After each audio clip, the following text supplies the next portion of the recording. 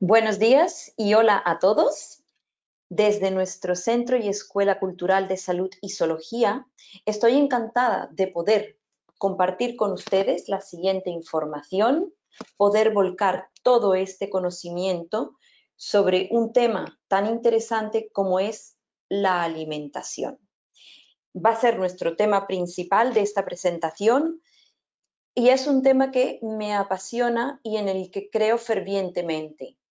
Me gustaría poderles transmitir durante esta presentación esa seguridad que yo tengo en la alimentación y la convicción que tengo en ella.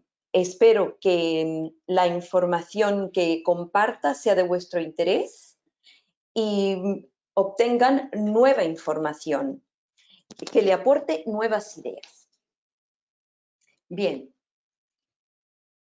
la alimentación la voy a abordar desde diferentes enfoques y con diferentes planteamientos.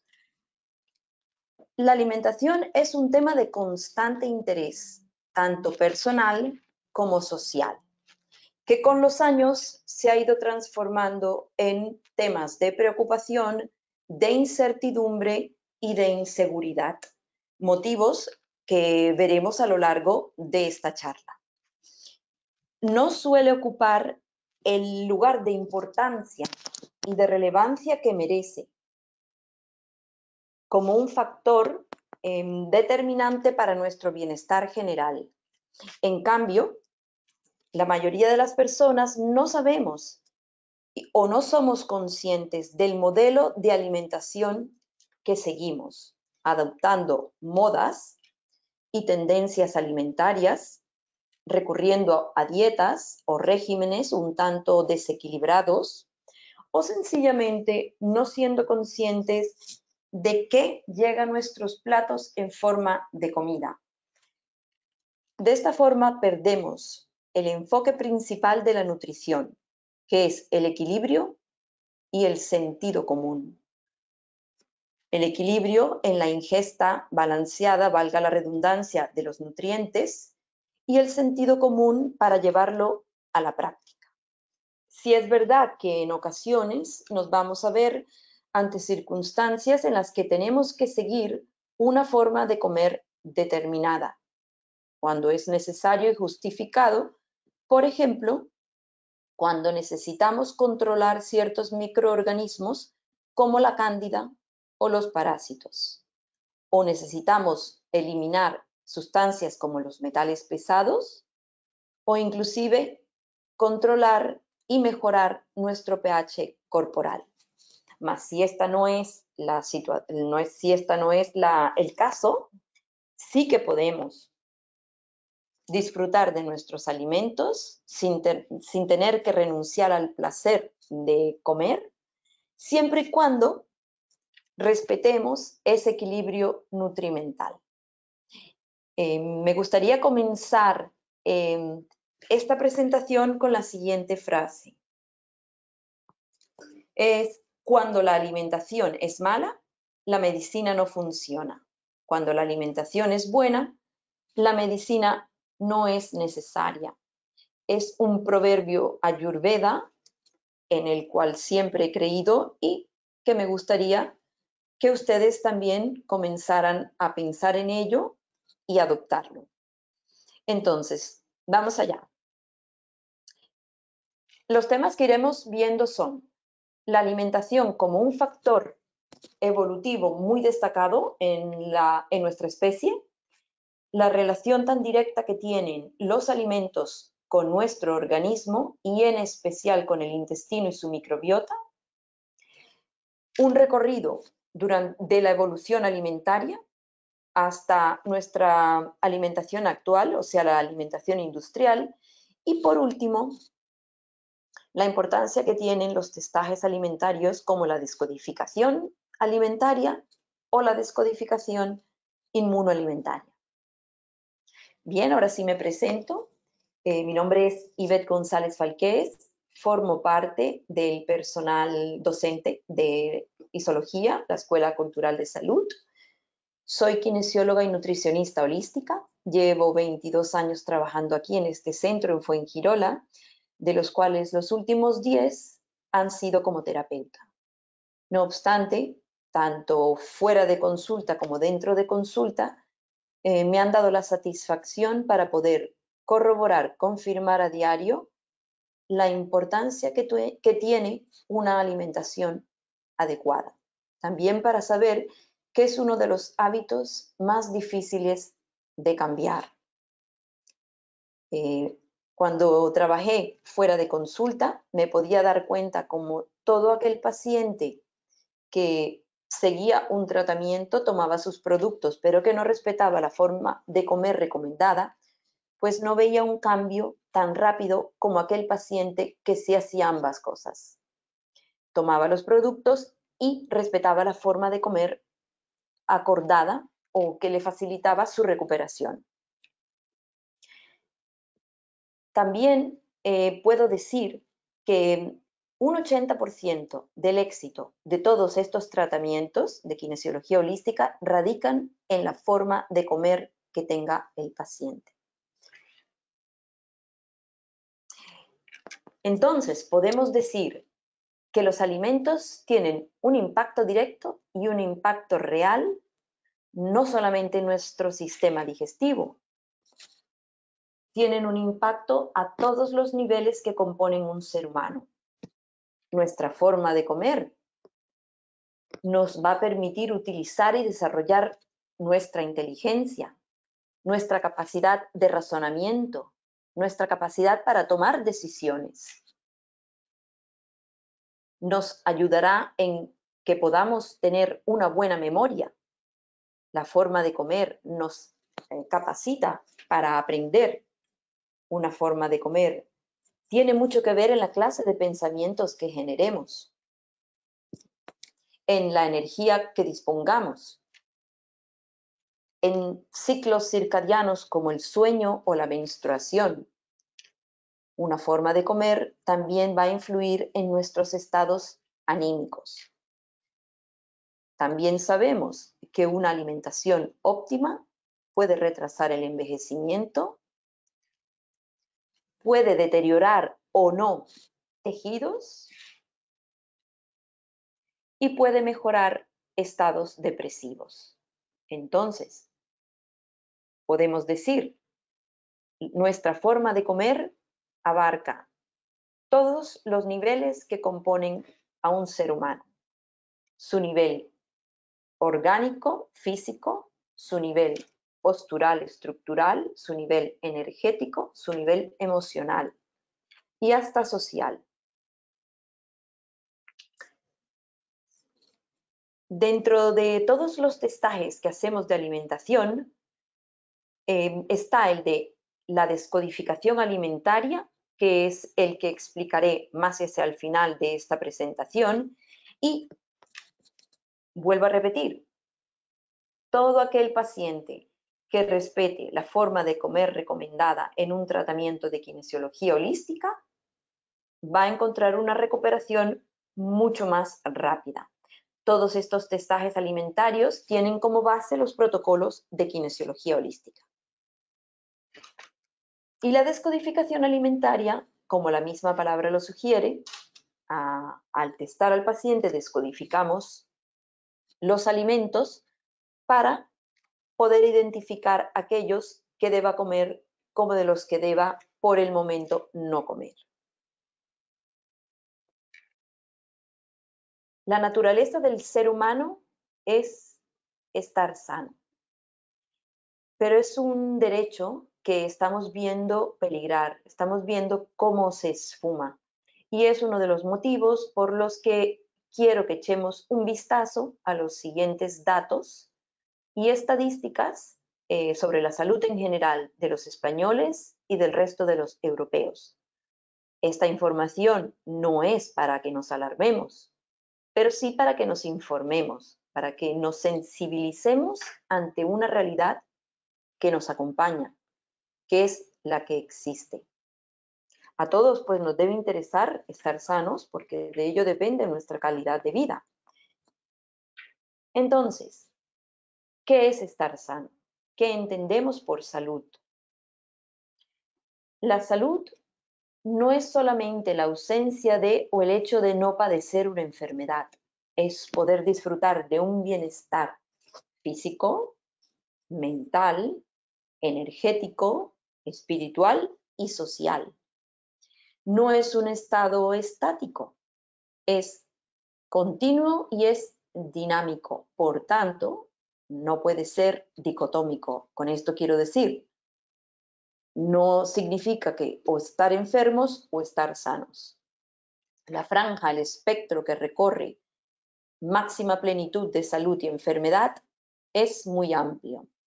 Y también podemos decir que la salud no es unifactorial, significa no va a depender de un solo factor como una intoxicación o una infección, sino que va a depender de muchos factores, de varios estímulos, o sea, es multifactorial. Factores externos como los sociales, medioambientales, psicológicos y hasta biológicos que pueden impactar en nuestro interior. Y es así como en nuestra clínica, en nuestro centro, nosotros enfocamos la salud del ser humano y lo hacemos a través de testajes de kinesiología holística que explicaré hacia el final. Entonces, si he dicho que nuestra naturaleza como ser humano es la de gozar de salud, de estar sanos, que la alimentación es un factor muy destacado, muy importante en nuestra evolución, que aquí recae el 80% del éxito de cualquier tratamiento para recuperar nuestra salud, la pregunta que yo me haría y que quiero que ustedes se hagan es, entonces, ¿por qué tenemos que preocuparnos por nuestros alimentos? ¿Por qué tendríamos que descodificarlos? ¿Por qué crece el número de personas que tienen que recurrir a tantos análisis alimentarios por intolerancias, por hipersensibilidades, por alergias? Análisis que se hacen a través de las inmunoglobulinas, a través de la sangre, a través del cabello, por pruebas de ADN, a través de la saliva o por bioresonancia. Son demasiados alimentos bajo la lupa. Este es un típico test de intolerancia e hipersensibilidad alimentaria que analiza hasta 211 alimentos. Son demasiados alimentos por los que nos debemos preocupar, que no es normal. Por eso vamos a ver los siguientes datos. Fundación Europea del Aparato Digestivo. Son datos recogidos entre los años 2015 y 2021, que resumen, 1 de cada 3 españoles, o sea, la mitad de la población española, sufre de alguna patología digestiva. Más del 40% de la población padece de enfermedades digestivas crónicas. El 70% de la población sufre de malas digestiones. Más de 400.000 niños sufren de diarrea al año, lo cual no está mal tener diarrea porque es un mecanismo muy inteligente por parte de nuestro organismo para eliminar aquella sustancia que tengamos que deshacernos de ella. Por lo tanto, no es que esté mal tener una diarrea, pero lo que nos tiene que llamar la atención es por qué hay que eliminar tantas sustancias. Y un 40% de las consultas que se hacen en atención primaria están relacionadas con disfunciones digestivas. Datos de nuestro centro, Centro de Naturología Holística. Podemos decir que hasta un 98% de los pacientes que acuden presentan problemas digestivos, aunque el motivo por el que piden la consulta sea tan distante aparentemente como fatiga crónica, fibromialgias, insomnio, procesos virales, dolores de cualquier índole, siempre está presente alguna disfunción digestiva. Cuando los testamos, nos vemos que nuestro intestino siempre está involucrado. Entonces, dicho esto, también podemos deducir que todas las enfermedades comienzan en este órgano, en nuestro intestino. Y no es algo que yo solamente diga aunque creo en ello. Ya lo dijo Hipócrates hace unos 2500 años, el gran referente de nuestra medicina, doctor Hipócrates, dijo que toda enfermedad comenzaba en el intestino. Unos 500 años después, por escoger a un médico más contemporáneo de nuestra época, el doctor Jacques Fradin, médico terapeuta, hace unos 30 años dijo que el acto alimentario determinaba el 70% de todas las enfermedades. A 2022, 30 años después, podemos decir que el acto alimentario determina hasta el 90% de todas las patologías que vemos en la actualidad. Y no es algo que solamente ellos dos hayan dicho o que nosotros creamos. He escogido a algunos grandes referentes de la medicina a lo largo de nuestra historia que han llegado a esta misma conclusión. Desde Hipócrates, pasando por médicos de la Córdoba andalusí, como Maimónides o Averroes, seguidos por Paul Carton, médico francés, que se curó de una tuberculosis a él mismo cuando cambió por completo la forma en que estaba tratado y su alimentación. Catherine Kuzmin, médico ruso, médico cirujano de trasplante de órganos, en especial de los riñones, el doctor Jean Signalet, gran referente para todos los que nos gusta la salud. Uno de sus grandes libros es La alimentación, la tercera medicina, que yo recomendaría su lectura, seguidos de el promotor de la instinktología, Guy-Claude Bourdieu. Él abocaba por volver a una alimentación ancestral, comer por instinto. Pasamos a médico cirujano japonés, Hiromi Shinja, que se ha dedicado al colon, a su limpieza y a entender el colon y todos los microorganismos que lo habitan. Y por último, el que vimos anteriormente, doctor Jacques Fradin. Las buenas noticias son que nuestra salud encuentra su recuperación en este mismo órgano, en nuestro intestino.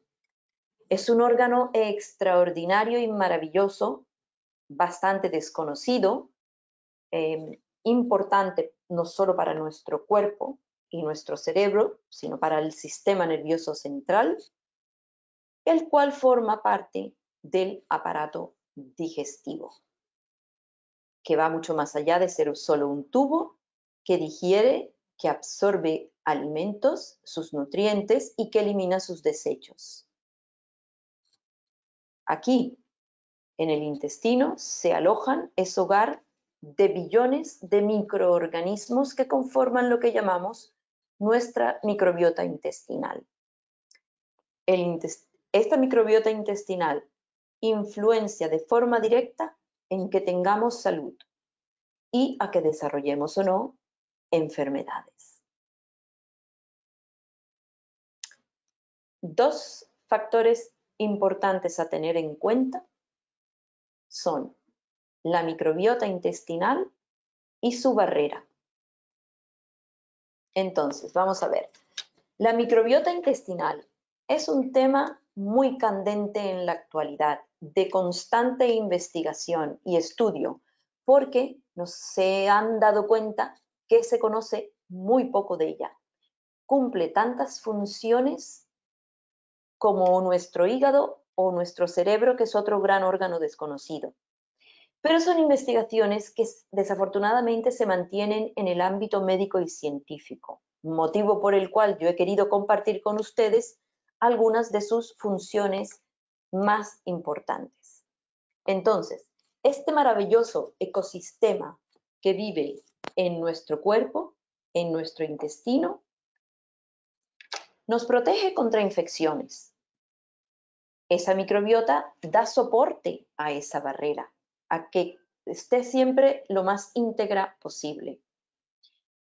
La microbiota estimula a la producción de moco, que es ese gel que recubre el tubo digestivo para su protección e integridad.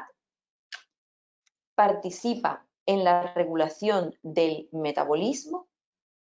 Ayuda a que nuestro sistema digestivo cumpla con sus funciones. Con esto quiero decir Si en algunos casos estamos carentes de líquidos digestivos como el líquido biliar, el ácido biliar, ácido clorhídrico o enzimas, estos microbios van a ayudar a terminar de hacer ese trabajo de digestión que nuestras sustancias digestivas no han podido terminar de hacer.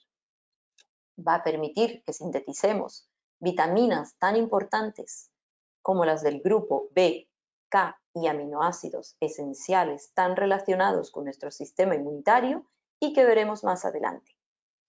A nuestro sistema de defensa lo ayuda a que se regule y a que madure. También produce ácidos grasos de cadena corta, como son el ácido acético, ácido butírico, ácido valérico, ácido propiónico, ácido isovalérico, ácidos muy importantes para la integridad de nuestro epitelio intestinal y para la energía celular. Participa en la comunicación existente entre sistema nervioso central e intestino. Como vemos, son algunas de las funciones que cumplen ese billón de microbios que se alojan y viven en nuestro intestino. Siendo esto entonces tan importante y tan crucial para nuestra salud, nos interesaría saber cómo se conforma, cómo se establece. Algunas investigaciones dicen que la microbiota intestinal empieza a instalarse desde antes del nacimiento a través del cordón umbilical, cuando la madre transmite información y sustancias a su bebé.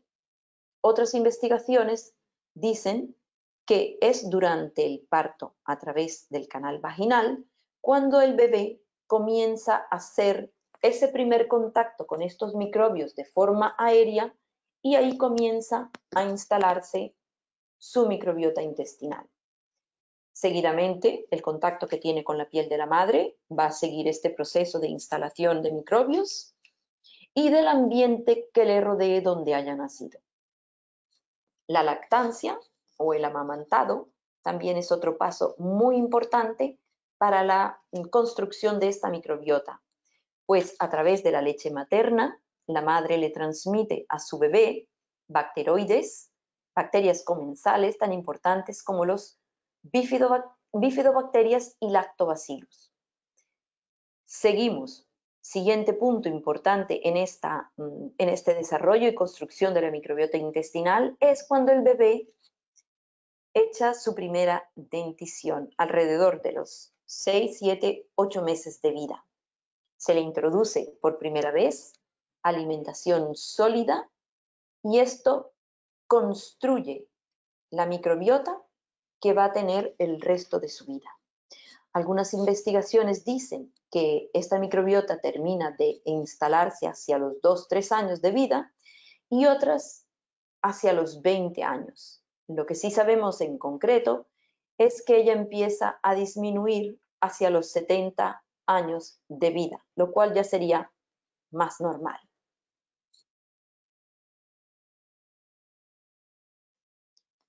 Esta microbiota que vive aquí en el intestino aloja a más de 100 billones de microorganismos como bacterias, virus, hongos, levaduras, arqueas y parásitos. También aquí en nuestro intestino, órgano del que hemos estado hablando tan importante, se producen entre un 70 y un 80% de las células inmunitarias, nuestro gran sistema de defensa. También se produce cerca del 90% de la serotonina, que es una hormona y neurotransmisor tan importante para el control de nuestras emociones, entre más funciones que tiene la serotonina. Tiene una relación directa con el metabolismo. Y obviamente, la alimentación es un factor relevante en esta implantación. Entonces, si esta microbiota es tan importante, merece la pena saber ¿Qué la puede alterar? ¿Qué la puede agredir? Obviamente, una alimentación inadecuada y no variada, uso o abuso de fármacos, los pesticidas como el glifosato, que sabemos que directamente perjudican a los ácidos grasos de cadena corta, tan importantes para el epitelio intestinal, pesticidas como el DDT, que se comenzó a utilizar en los años 60 y aún se sigue utilizando, y conocidos por todos es las sustancias que utiliza la industria alimentaria, como los conservantes, colorantes, estabilizantes, potenciadores de sabor y demás. También puede agredir esta microbiota el cloro, que lo encontramos no solamente en el agua de las piscinas, sino también en el agua del grifo de nuestras casas. Sustancias como los metales pesados, que se utilizan tanto en odontología. Nuestro nivel de estrés, con esto me refiero no solamente a un estrés laboral, sino a un estrés emocional. Este concepto habla sobre el eje tan importante que hay entre intestino y cerebro. Los ciclos circadianos también pueden afectar a estos microbios. Las personas que sufren de insomnio, que no pueden dormir relajados, que se levantan cansados, estos estados, estas circunstancias perjudican a todos estos microbios que conforman este ecosistema. Y la higiene también. Una higiene controlada no significa que tengamos que estar 100% limpios, no. Una higiene controlada, porque el contacto con ciertas sustancias o ciertos otros microbios externos también facilita que tengamos una inmunidad potente. Entonces, si nuestra microbiota intestinal se altera, lo más seguro es que produzca inflamaciones crónicas, que si esto no se corrige, desembocarán en enfermedades inflamatorias recurrentes. Si esto no se subsana,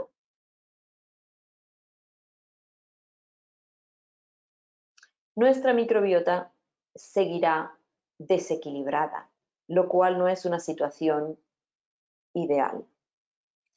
¿Qué más puede suceder si se altera nuestra microbiota intestinal? Que nuestro sistema inmunitario puede perder su tolerancia.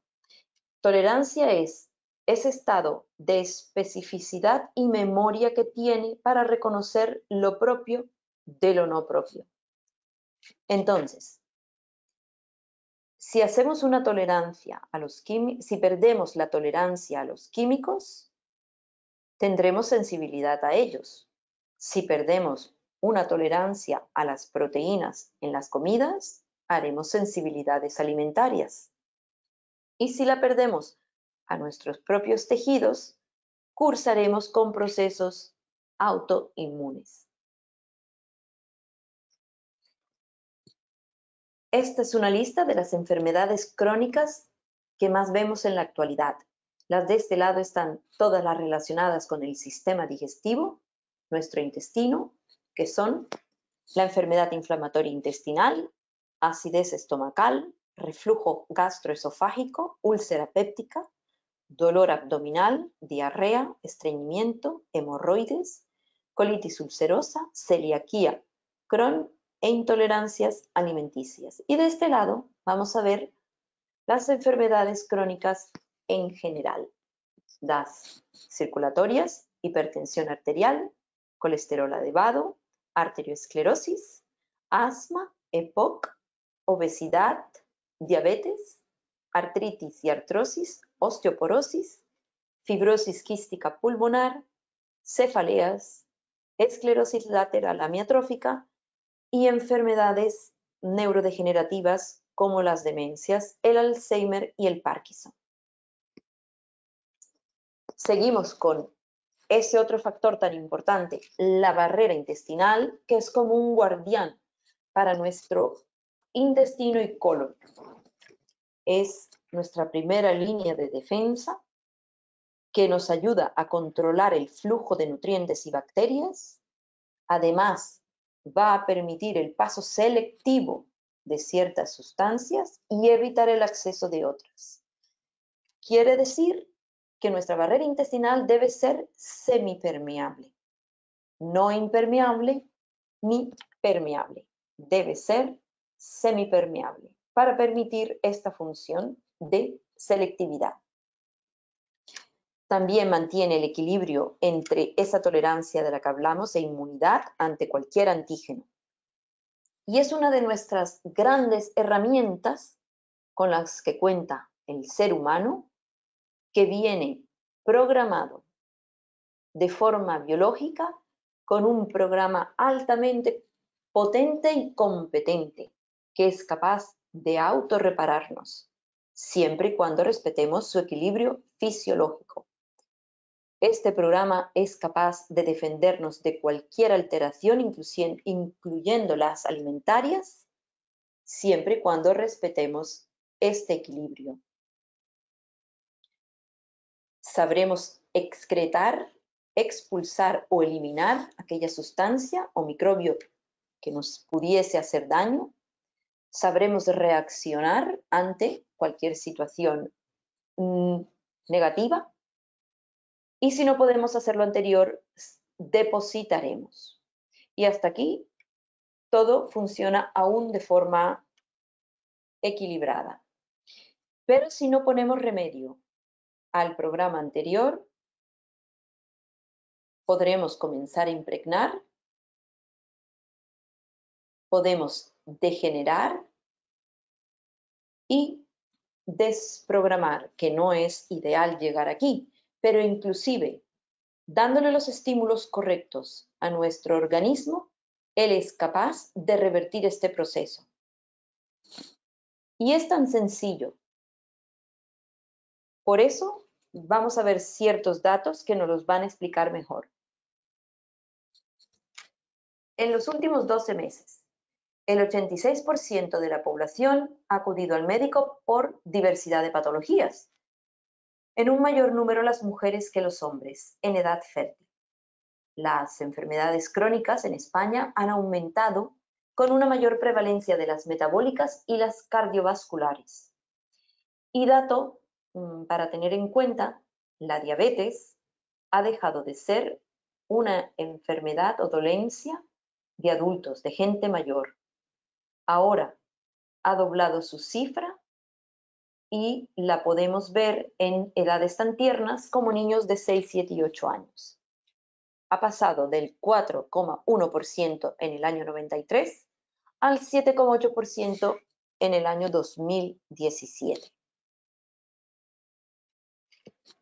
Podemos decir que 60% de las muertes que suceden en el mundo hoy en día son por enfermedades crónicas, por llevar un estilo de vida inadecuado.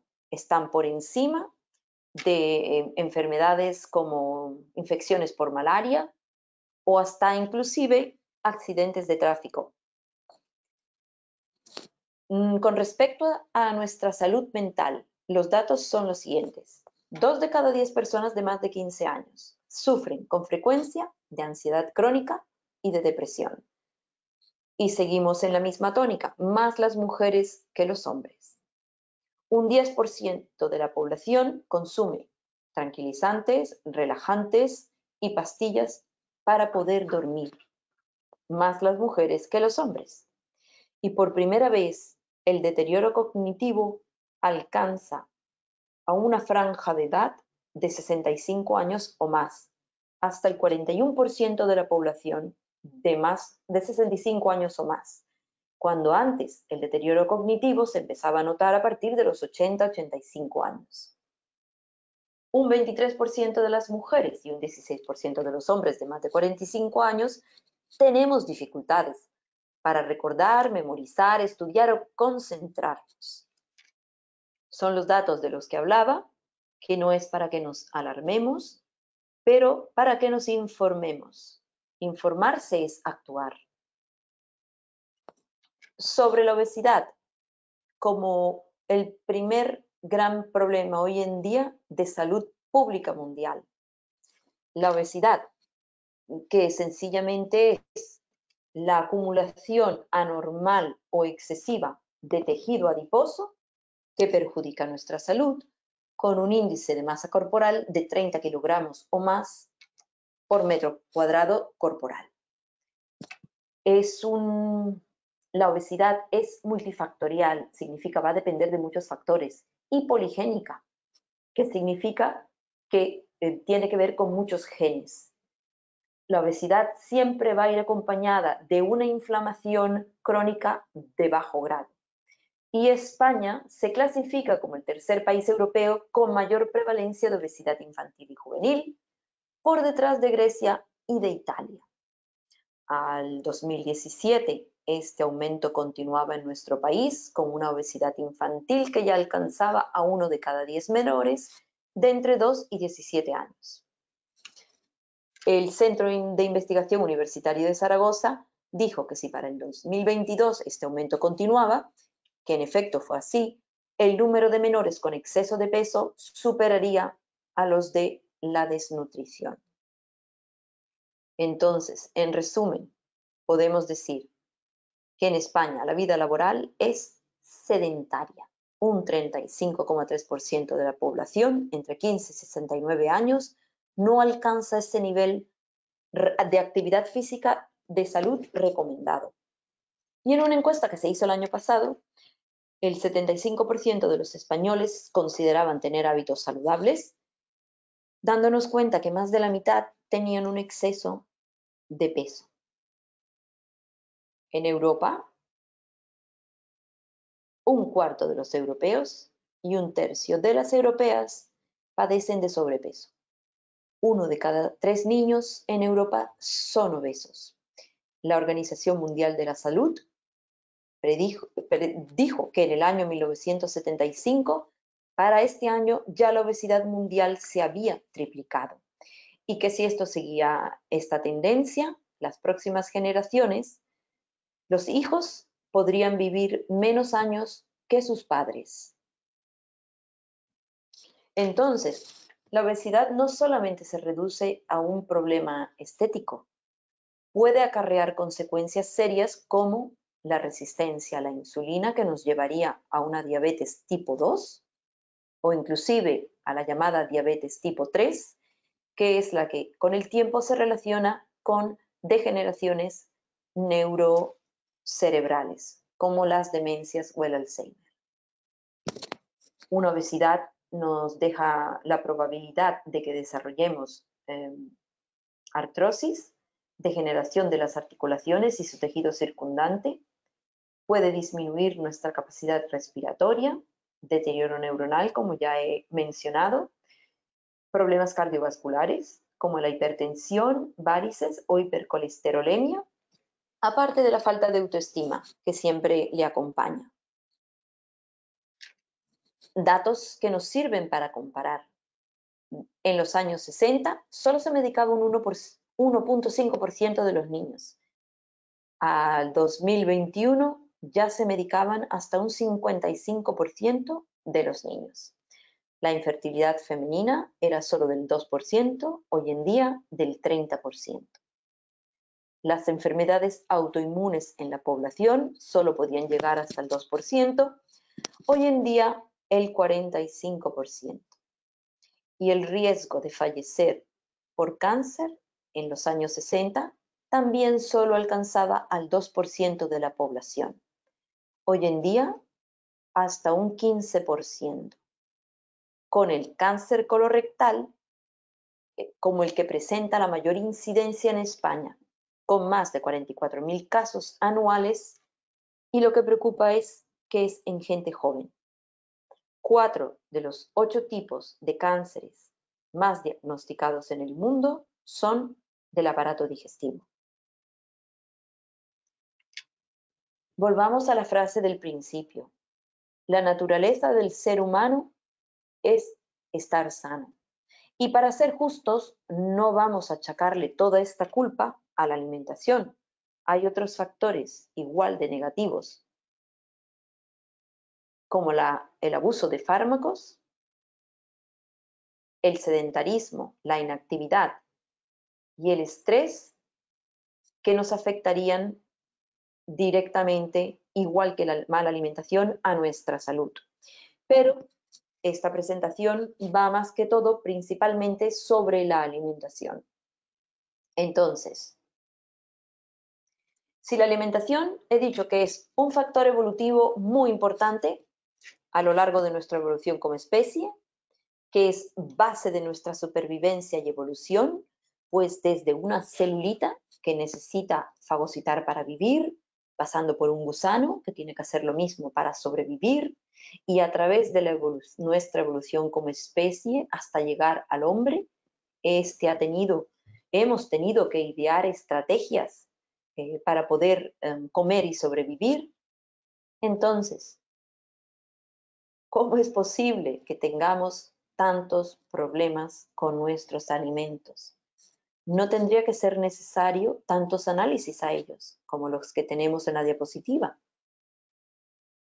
Para poder entender qué es lo que ha sucedido, aparte de haber visto las estadísticas que hemos observado, tenemos que hacer un pequeño recorrido en nuestra evolución en relación con nuestra alimentación. Y para ello he escogido un pequeño vídeo corto que explica de forma breve pero muy bonita cómo ha sido ese camino que hemos hecho con nuestra alimentación y fisiología digestiva. Vamos a comenzar con uno de los que se conoce como nuestros primeros homínidos, el Ardipithecus ramidus, que vivió hace aproximadamente unos 5 millones de años en los bosques tropicales de lo que es hoy el Cuerno de África y África Occidental, o sea, Kenia, Etiopía y Nigeria, y por el esmalte fino de sus molares sabemos que su dieta básicamente era frugífora. Significa que él se alimentaba de frutas, hojas, brotes, flores y raíces como fuente de hidratos de carbono. Sus proteínas y grasas las obtenía ingiriendo insectos, reptiles y pequeños mamíferos. No necesitaba, no tenía problema para acumular mucha grasa, pues había comida en abundancia y era fácilmente accesible. En nuestro camino en la evolución pasamos a Australopithecus afarensis, que a partir de aquí ya todos nuestros antepasados homínidos caminaron de forma erguida, o sea, en dos patas. Australopithecus vivió hace unos 4 millones de años aproximadamente, tenía un cerebro un poquito más grande como el de un gorila, su aparato digestivo seguía siendo aún voluminoso para poder fermentar vegetales, y de Australopithecus conocemos a Lucy, que son los restos de un esqueleto que se encontró en el año 74 en Etiopía. Por estos restos pudimos saber que en esa época las plantas nutritivas comenzaron a escasear y Lucy y todos sus congéneres tuvieron que desplazarse a algunas distancias para buscar alimento, lo que implicaba un mayor gasto de energía. En nuestro camino seguimos con Homo ergaster, que fue un homínido más inteligente. Su cerebro había crecido aún un poco más, lo que implicaba también un aumento de energía, un gasto de energía. Para equilibrar este gasto adicional, se redujo otro órgano, el aparato digestivo. Su dieta obviamente cambió, ingería menos vegetales, más proteína animal y redujo su intestino. Seguidamente, tenemos a Homo habilis porque tuvo la habilidad de comenzar a fabricar herramientas de piedra que utilizó más que todo para obtener proteína en forma de carroña. Él vivió hace unos 2,5 millones de años y también caminó de forma erecta. Pasamos a Homo erectus, que utilizó el fuego.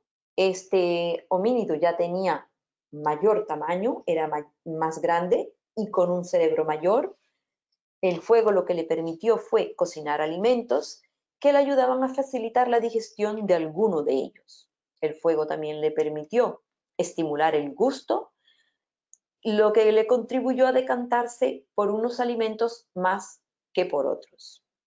Y así llegamos al más cercano, al homínido más cercano a nuestra especie, el Homo sapiens, que como sabemos vivió durante la era de las glaciaciones. Y por vivir durante esta era, su alimentación era más rica en proteína.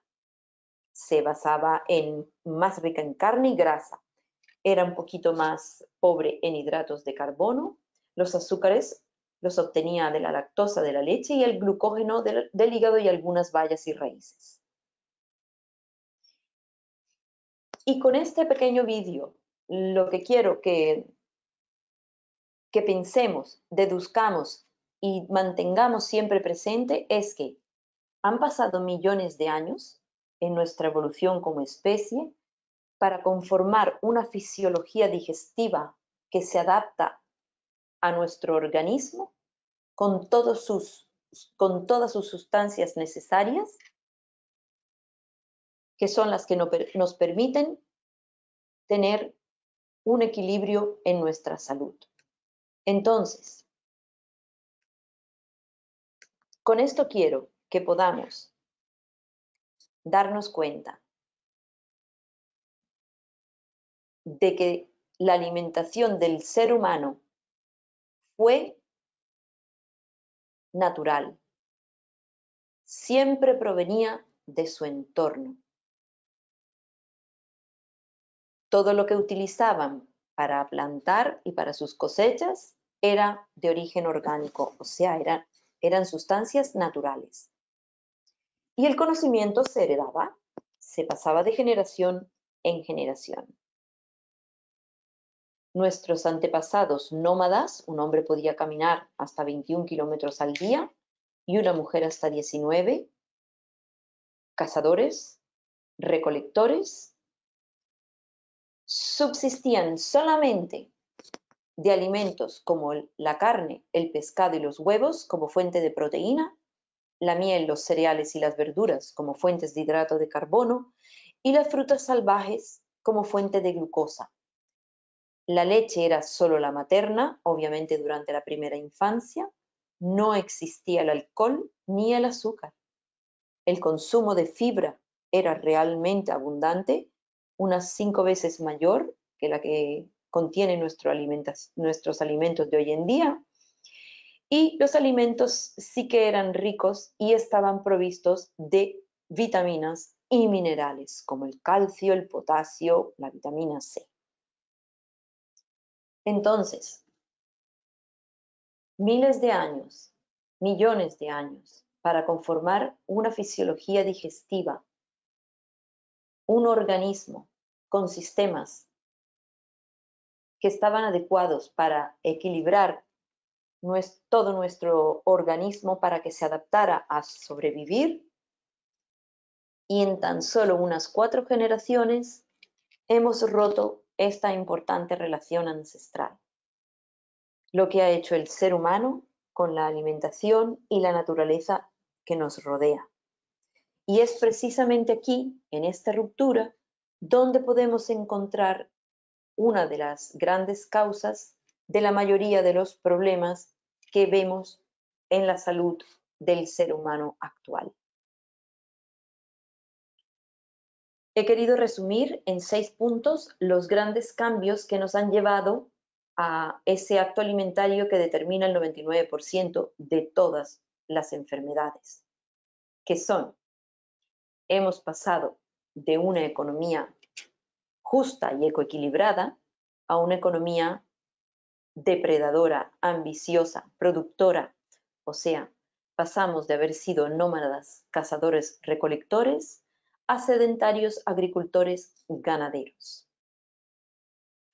Hemos vulnerado leyes de la naturaleza en la sobredomesticación de los cereales, en la sobredomesticación y cría de animales, y hasta en la cocción de tantísimos alimentos, sin saber cuándo los sometemos a ciertos grados centígrados o el tiempo de cocción a los que los sometemos, qué moléculas se pueden generar y qué repercusión pueden tener en nuestro organismo. Punto de inflexión y error de nuestra y error de nuestra evolución para muchos es la revolución industrial, que trajo consigo la industria alimentaria. Porque sencillamente la industria alimentaria ha introducido sustancias en animales y plantas que son tóxicas. En animales sabemos que los vacunamos, los hormonamos, los alimentamos con pienso, a las plantas las rociamos con pesticidas, con diferentes sustancias para que no se dañen, sustancias que pueden ser tan perjudiciales como los herbicidas. Hemos introducido partículas y moléculas en nuestros alimentos, como los xenobióticos, las dioxinas y los que todos conocemos como conservantes, colorantes, estabilizantes. Y por último, la globalización alimentaria sin precedente en la que vivimos, que ha transformado nuestros modelos y tipos de consumo, sin conocer la procedencia y el tratamiento en la cadena alimentaria a los que dichos alimentos han sido sometidos en su lugar de origen.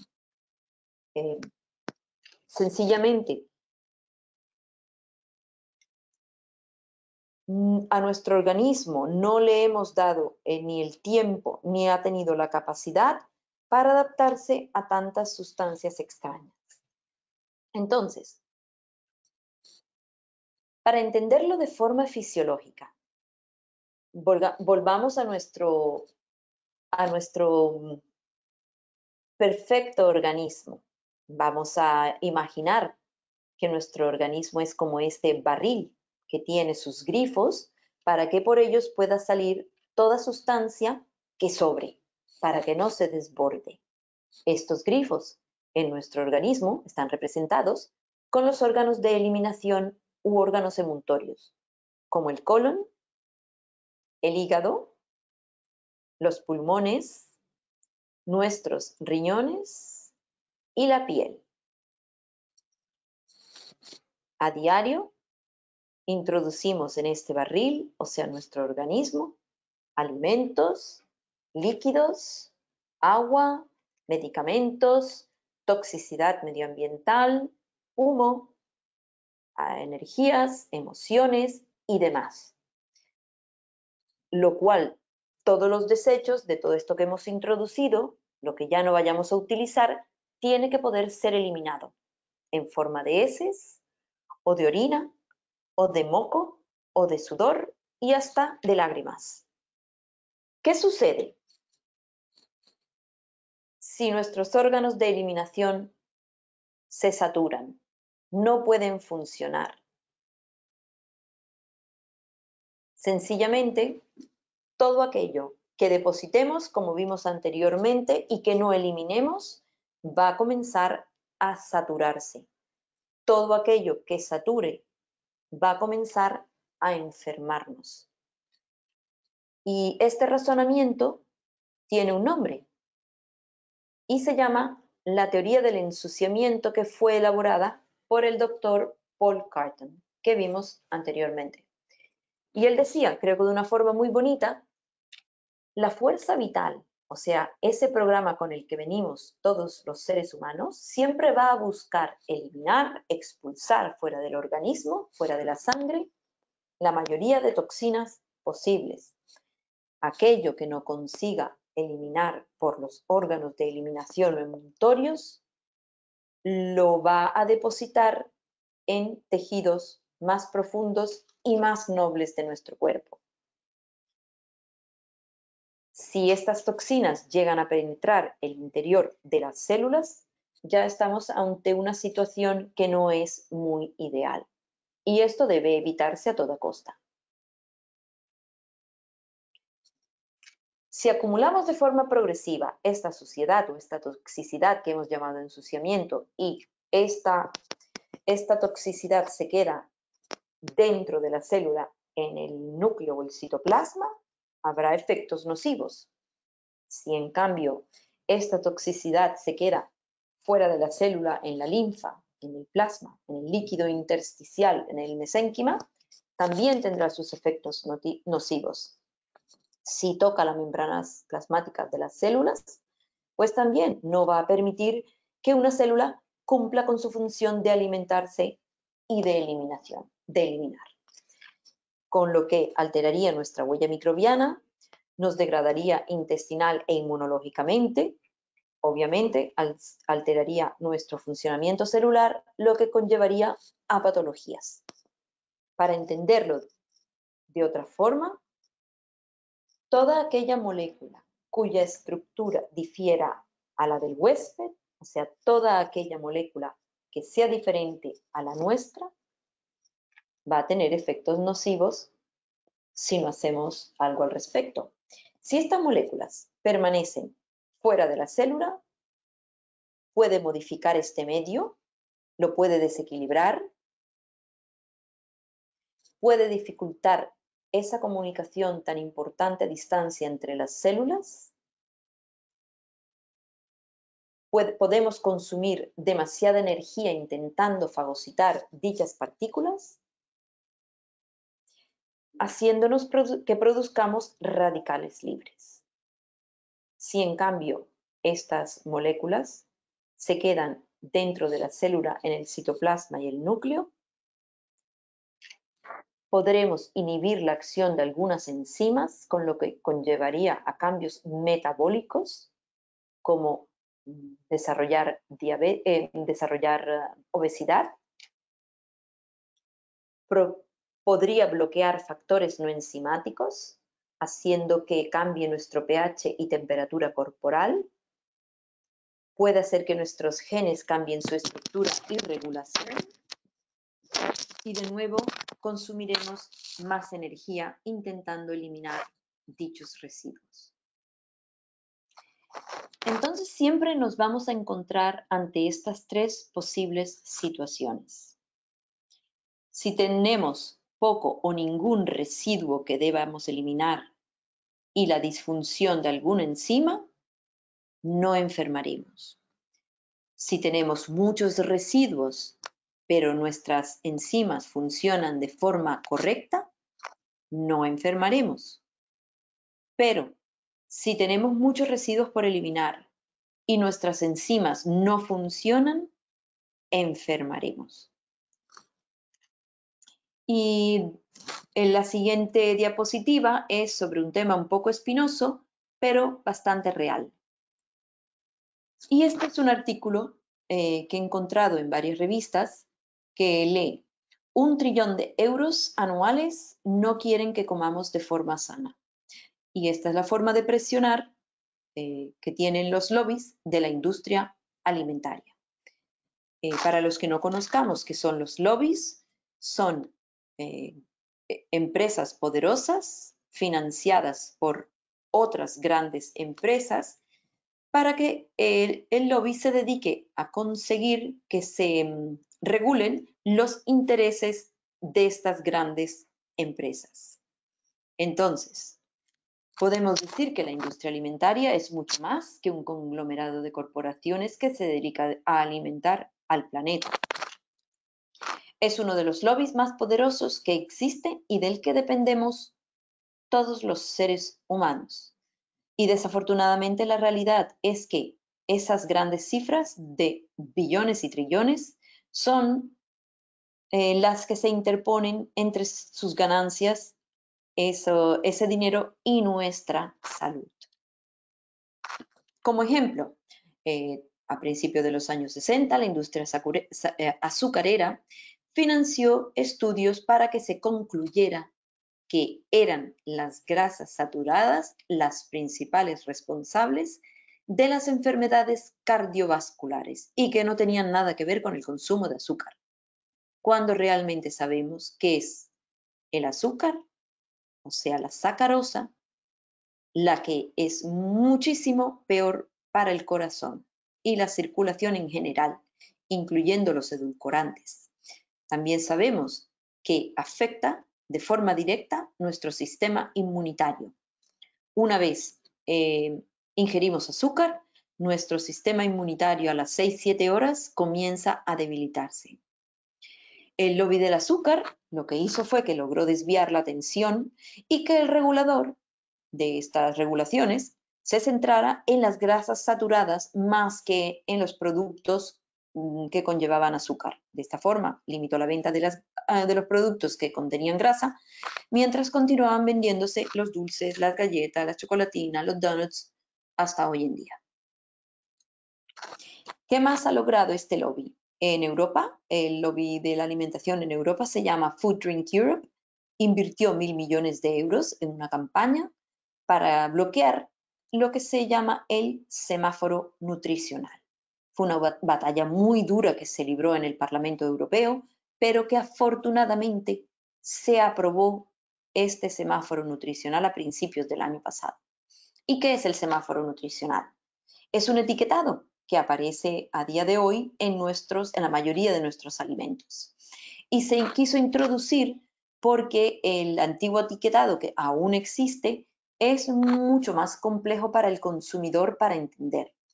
En definitiva, el etiquetado de semáforo industrial es una forma más rápida, fácil y directa de identificar aquellos alimentos que son más saludables de los menos saludables. Obviamente, los colores en verde, A, B y hasta C, serían los positivos para la salud. Y los más oscuros, en tonos rojo y naranja, serían los menos saludables. Aún así, el etiquetado antiguo sigue estando, que tiene que cumplir con ciertas estipulaciones que nos deberíamos acostumbrar a leer, porque nos da información valiosa para saber qué es lo que comemos, qué ponemos en nuestro plato a diario. He querido resumir los 8 aditivos alimentarios más tóxicos que tenemos a nuestro alcance, que son el E621, que es el glutamato monosódico, todos los edulcorantes artificiales, los colorantes artificiales, identificados con el número que está a su lado, la familia de los nitratos, nitrato, nitrito, nitrato de sodio, el dióxido de azufre, el butil hidroxianisol o el butil hidroxitolueno, que son sustancias para evitar que la grasa se rancie en los alimentos, los potenciadores de sabor, los agentes de recubrimiento y las grasas trans. Este conjunto de sustancias son las que el periódico El Mundo en el año 2005 llamó la sopa química. Y en el artículo que podemos leer dice: así nos intoxica la sopa química que servimos en nuestros platos. Que sepamos que a diario en nuestra comida existen estas sustancias. 30.000 productos químicos sin control, en un artículo que salió en el año 2011. Productos químicos que aún siguen en las estanterías de nuestros supermercados. Con esto quiero que nos hagamos conscientes. Si nos hacemos conscientes, podemos actuar. Sigo con más artículos. El país. La Organización Mundial de la Salud declara cancerígena la carne procesada. ¿Por qué? Porque durante el proceso utilizan sustancias cancerígenas como los hidrocarburos aromáticos policíclicos o los nitratos, que ya vimos con anterioridad. El país. La Unión Europea da vía libre al empleo de nanopartículas en los alimentos. O sea, son sustancias tan nano diminutas que son capaces de atravesar la célula, sin saber qué repercusión a lo largo pueden tener en nuestro organismo. Y es así como llegamos hasta nuestra maravillosa técnica, la kinesiología holística, que nos brinda la facilidad de poder identificar todas estas sustancias, igual que una descodificación alimentaria me podrá ayudar a identificar todo alimento que lo contenga.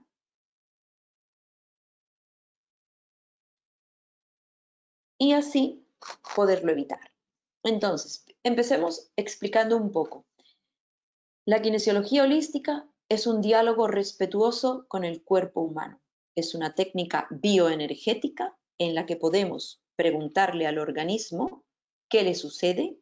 El mismo organismo es el que nos va a informar de la causa de sus desequilibrios, nos va a permitir restaurar cualquier alteración que encontremos o bloqueos y también devolverle todas las capacidades de adaptación que tenemos los seres humanos, siendo diferentes en cada uno de nosotros.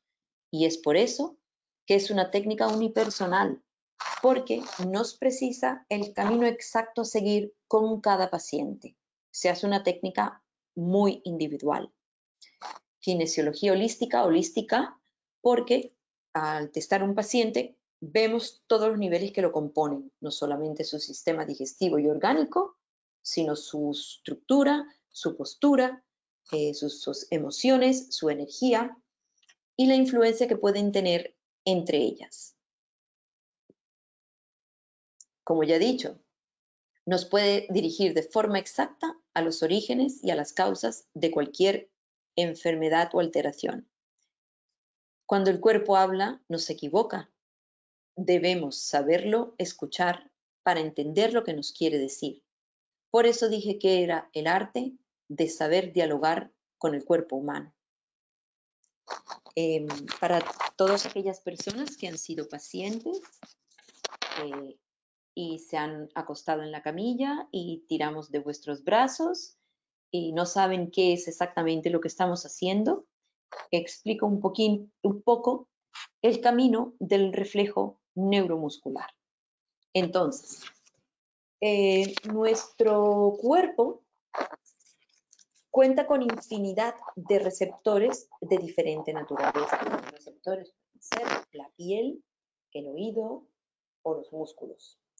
Estos receptores nos permiten captar información y nutrirnos de ellas y de sus diferentes energías. Estas energías pueden provenir de la luz, de un toque, de la presión, de ondas o de la temperatura. Cuando provocamos o estimulamos a un paciente, a una persona, con cualquiera de estas energías, que pueden ser medicamentos, alimentos, fotones, estos receptores lo que van a hacer es captar esta información y reconocerla para poderla utilizar. Entonces, cuando en la ruta aferente que va de la periferia al cerebro provocamos a un paciente con una sustancia específica, pasará a través de receptores especializados a la médula y de ahí al sistema nervioso central y al cerebro. Y es aquí en este órgano en el cerebro cuando si dicha sustancia no es benéfica para nosotros, se activará un neurotransmisor llamado sustancia P, que es una sustancia que está asociada con la percepción del dolor. Si esta sustancia debe ser compensada, este neurotransmisor se activará, haciendo que reaccionen receptores musculares y ya vamos en la vía eferente, o sea, del cerebro hacia la periferia. Cuando esta sustancia P se activa, reaccionan receptores musculares como los Golgi u otros receptores como las fibras ánulo-espirales que en su proceso debilitarán el lado dominante de la persona, y con esto quiero decir, un diestro debilitará su brazo derecho y un zurdo debilitará su brazo izquierdo, como podemos ver en la foto.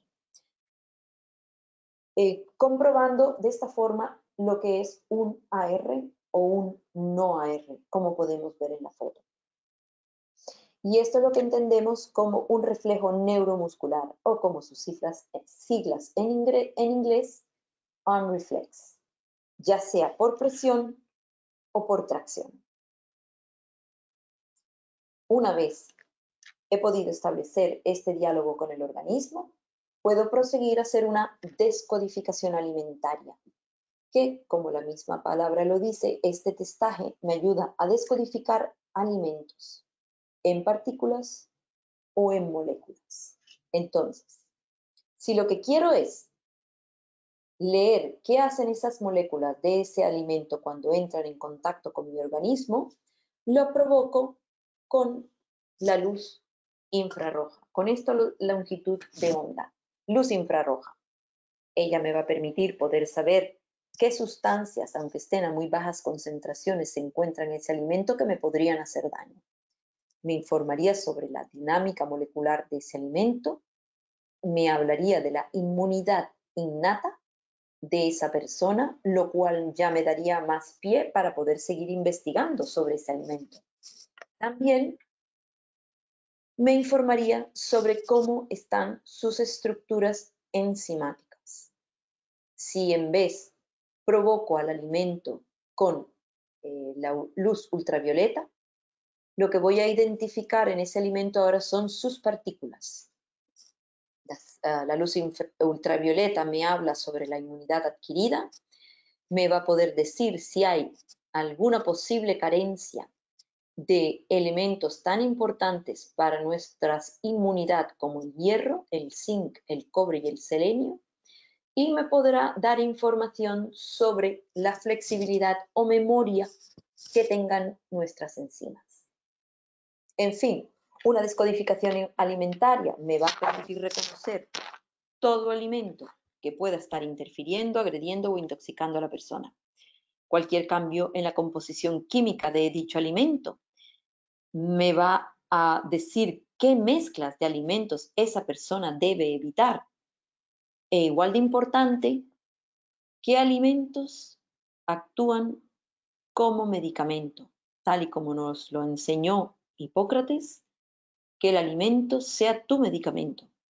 O sea, me va a identificar todos los alimentos benéficos que debería comer. Para nosotros kinesiólogos, una vez hemos completado nuestro protocolo básico de kinesiología holística, hemos repasado toda la biología de esa persona, le podemos ofrecer una descodificación alimentaria para aquel paciente que ya está dado de alta y que solamente quiere centrarse en comer de una forma sana para mantener su salud. También se le puede recomendar a toda aquella persona que tenga alteraciones digestivas crónicas, que siempre esté sufriendo del aparato digestivo. En kinesiología, una descodificación me va a permitir hacer un mapa tan grande y detallado como yo desee estar sobre la relación que guarda esa persona con su forma de comer y por ende de su salud. La idea realmente es construirnos una lógica del funcionamiento orgánico de ese paciente, llegar a la causa de sus problemas y sus conexiones. No solamente esa forma de comer que lleve me va a hablar de su sistema digestivo, sino cómo reacciona ante situaciones, cómo están el control de sus emociones a todos los niveles. En un testaje de descodificación suelo comenzar testando los macronutrientes, glucosa, aminoácidos como las proteínas y los carbohidratos. En la mayoría de los casos, la glucosa es la que da más problemas en nuestra salud. Entonces, vamos a coger la glucosa para un ejemplo. Digamos que la glucosa me da una R, o sea, me da un bloqueo. Si yo quiero averiguar qué pasa cada vez que ingiero glucosa, puedo empezar a averiguar todo lo que quiera. Si quiero saber si está relacionada con nuestra energía celular, con nuestro ATP, testo ATP. Si ATP me lo corrige, ya sé que al ingerir este macronutriente tengo problemas con mi energía celular. Si en vez me lo corrige coenzime compositum, me está hablando de nutrición celular. Si me corrigiese ubiquinum compositum, otro catalizador, me hablaría de toxicidad celular. Si me corrigiese ACTH, hormona adrenocorticotropa, me interesaría saber que se activa, si adrenalina, cortisol o ambas, y ya me daría pie para investigar más qué pasa con esa persona cuando ingiere glucosa con la liberación de adrenalina o cortisol. Igualmente puede hacerlo con la insulina, hormonas digestivas y hasta con el nervio vago. En fin, puedo testar todo lo amplio que quiera para llegar a la naturaleza, al origen, a la causa de su problema con dicho alimento. Y en una planificación inmunoalimentaria. Bien, esto es solo una pincelada porque es un protocolo bastante amplio. Lo que quiero transmitirles es, todos sabemos que una persona desnutrida o malnutrida estará más propensa a contraer diferentes infecciones. Lo que se sabe menos es el estudio y las investigaciones que se han hecho sobre el alcance que tienen ciertos nutrientes en los mecanismos de defensa de nuestro sistema inmunológico. Sabemos que debemos tener, para que todos estos mecanismos de defensa se puedan llevar a cabo, tenemos que tener un nivel adecuado de nutrientes, ya veremos cuáles son, no solamente tenerlo, sino poder disponer de ellos. Nutrientes esenciales, como conocemos, aminoácidos como la lisina, leucina, isoleucina, metionina, fenilalanina y demás. Estos aminoácidos sabemos que participan en la síntesis de proteínas de fase aguda, que son proteínas biomarcadoras en el plasma sanguíneo para identificar patologías. Intervienen, fomentan la división y diferenciación celular que se produce tras las expansiones clonales, que es cuando se reduce un ejército de células inmunocompetentes que son necesarias para interceptar y fagocitar, por ejemplo, patógenos. Aparte de los mecanismos de defensa, estos aminoácidos, estos nutrientes esenciales, van a hacer que podamos mantener una homeostasis inmunológica. Y no solamente mantenerla, van a permitir que podamos recuperar ese equilibrio tras respuestas disparadas por células inmunocompetentes como los leucocitos. Nos van a permitir esa comunicación existente bidireccional entre el sistema nervioso y el sistema endocrino, y también van a permitir el fenómeno de la tolerancia hacia lo propio, que ya mencioné anteriormente. En una descodificación inmunoalimentaria también podremos testar vitaminas, minerales y elementos traza u oligoelementos que son esenciales para la integridad de este sistema y para que funcione a la perfección. Ciertas vitaminas, ciertos minerales y elementos traza ejercen un papel importante como factores de vías metabólicas. Entonces tenemos que la vitamina A, la vitamina B6 y B12, la vitamina C y la E, el ácido fólico, el hierro, el zinc, el cobre y el selenio ejercen efectos de inmunomodulación, o sea que pueden estimular o perjudicar nuestro sistema inmunitario y nos deja, propensos o no, a contraer infecciones.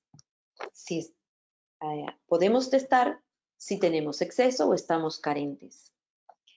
También sabemos que hay otras sustancias como los antioxidantes que todos conocemos, la vitamina C, la vitamina E, y prooxidantes como los alimentos azucarados y grasas trans, que influyen de forma determinante en el equilibrio y la función de todas estas células inmunocompetentes.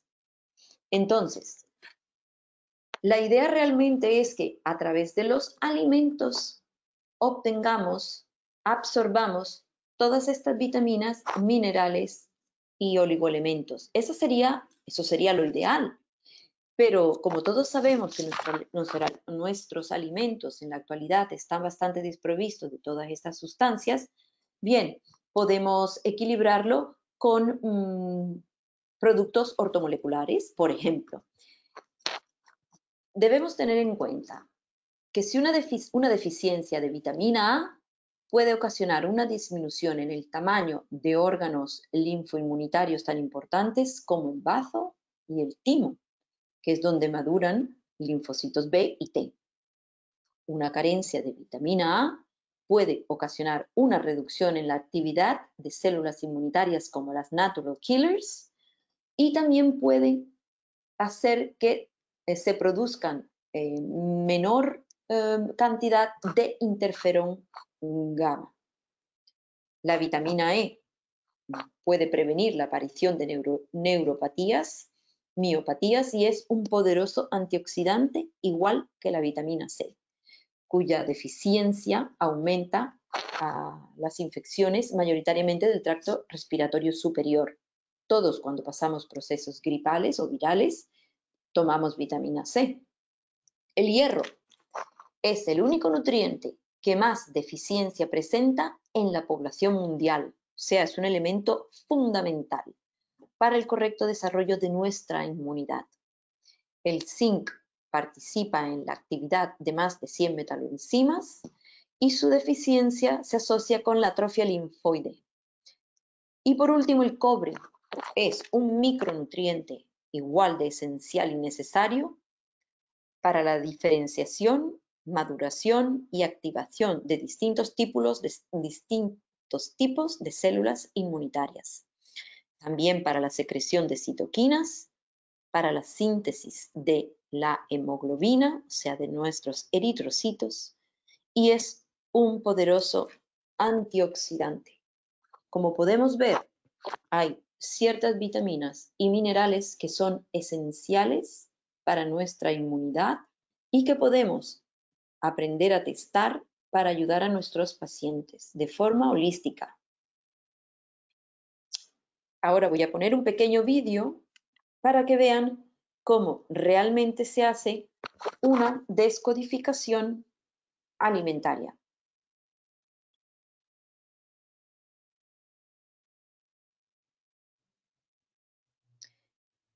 Tengo un paciente al que le voy a hacer una descodificación alimentaria y lo primero que hago es corroborar la longitud de sus brazos. Vemos que es igual, significa que no hay ningún bloqueo, no hay una R. Ahora lo testo para saber cómo reacciona ante el azúcar. He puesto en contacto el azúcar que está en esa ampolla y veo que la longitud de sus brazos cambia. Su brazo diestro era más largo, significa que es mejor que no ingiera esa sustancia, el azúcar. Y ahora hago lo mismo con el trigo. Y veo que también cambia la longitud de los brazos, o sea, me da una R. Es una sustancia que debe evitar.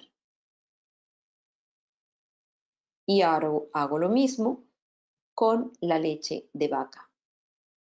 Lo testo y veo que sus brazos tienen la misma longitud. No hay una R. Está bien, ese alimento supuestamente lo puede tomar. Y por último testo el café, que son las 4 sustancias que más suelen dar alteraciones. Y veo que igualmente puede ingerir ese alimento. Ahora, provoco esos alimentos con la luz ultravioleta y vemos que el alimento azúcar sigue dándome una R, sigue rechazándolo. Ahora la leche de vaca, que antes no rechazaba, ante la provocación de la luz ultravioleta vemos que sí la rechaza. O sea, es un alimento que debe evitar por el momento. Y hago lo mismo con el café y sucede lo mismo. Antes no lo rechazaba, ante esta provocación veo que sí lo debe dejar de comer por un tiempo. Y hago lo mismo, pero ahora con la luz infrarroja. Enciendo la luz infrarroja y le testo la leche de vaca. Anteriormente, sin ninguna luz, la aceptaba, con la luz ultravioleta la rechaza y también con la luz infrarroja. O sea, es un alimento que debe dejar por el momento. Y hago lo mismo con el café. ¿Qué sucede igual? No la rechazó sin ninguna luz y ahora la rechaza con ambas luces. Y así voy testando todos los alimentos que quiera o todas las mezclas de alimentos que desee. Igualmente también puedo testar y buscar aquellos que son benéficos para su salud. Entonces, habiendo llegado casi al final, con todo lo que hemos visto, podemos concluir que con técnicas de precisión específicas que tengan en cuenta, que incluyan, que cuiden una alimentación equilibrada, un microbiota sano, una inflamación regulada, en un terreno del huésped funcional, con atención al medio ambiente y a su genética y epigenética, podremos llevar a cabo estudios personalizados que nos van a indicar los factores que en ese momento, en esa persona, le estén haciendo daño. De esta forma, poder llegar al origen y poderlos ayudar de forma holística.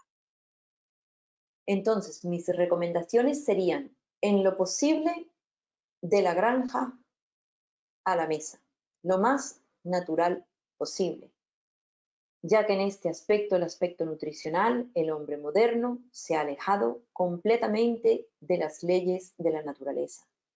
Ninguna especie aparte de la nuestra consume tantos cereales refinados y genéticamente manipulados, lácteos en edad adulta o que provengan de otros animales, alimentos industriales precocinados y aceites adulterados. La mejor prevención o el mejor tratamiento sería practicar una alimentación lo más similar posible a la ancestral, a la cual el ser humano está mucho mejor adaptado. Entonces, ya voy terminando. Esta es nuestra naturaleza, estar sano. Señores, y está en nuestras manos. Solo tenemos que informarnos y practicarlo. Y es fácil. Para terminar, este es un poema que Arifrón de Sición en el año 4 a.C. escribió. Muy bonito, les sugiero que lo busquen y lo lean. Realmente terminaba con salud. Sin ti nadie es feliz. En el siglo IV a.C. ya sabíamos lo importante que era mantener nuestra salud. Y para terminar, me gustaría que escucháramos y viéramos este vídeo. Jerusalema ikhayalami ilondoloze uhambe nami zungangishilana Jerusalema ikhayalami ilondoloze uhambe nami zungangishilana dawo yami ayikholana buso wami awukholana ilondoloze uhambe nami dawo yami ayikholana buso wami awukholana.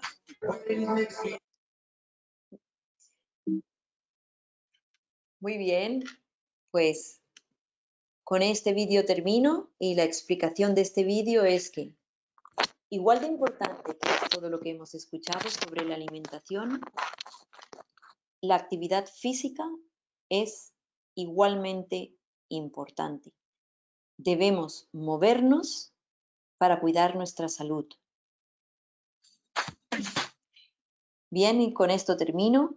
Espero que esta información haya sido de provecho, de utilidad.